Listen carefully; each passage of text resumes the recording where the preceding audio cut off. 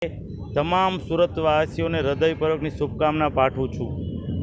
છત્રપતિ શિવાજી મહારાજ મહાન યોદ્ધા, સાહસિકતા, પ્રજાલક્ષી કાર્યો અને તેમના જીવનમાં આજે આપણે પ્રેરણા લઈએ, કારણ કે મુગલોની સામે અડગ થઈને છત્રપતિ શિવાજી મહારાજ તે સમયમાં લડ્યા હતા।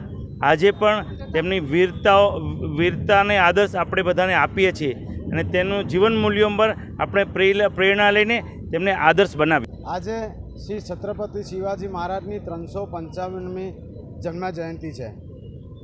હું સૌ ભક્તોને આ દિવસની ખૂબ ખૂબ શુભકામના પાઠવું છું અને ખાસ કરીને હું યુવાઓને કહેવા માંગીશ કે એ લોકો ફક્ત 19 ફેબ્રુઆરી હમણાં ટૂંક સમયમાં જ કડોદરા 4 રસ્તા ખાતે પણ અશ્વારૂઢ પ્રતિમાનું અનાવરણ થવા જઈ રહ્યું છે।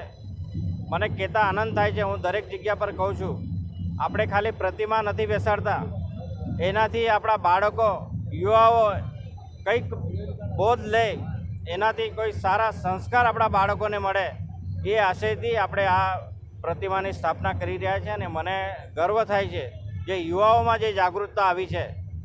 ભવાની જય શિવાજી, જય શિવાજી, જય ભવાની, જય શિવાજી, જય ભવાની, હર હર મહાદેવ।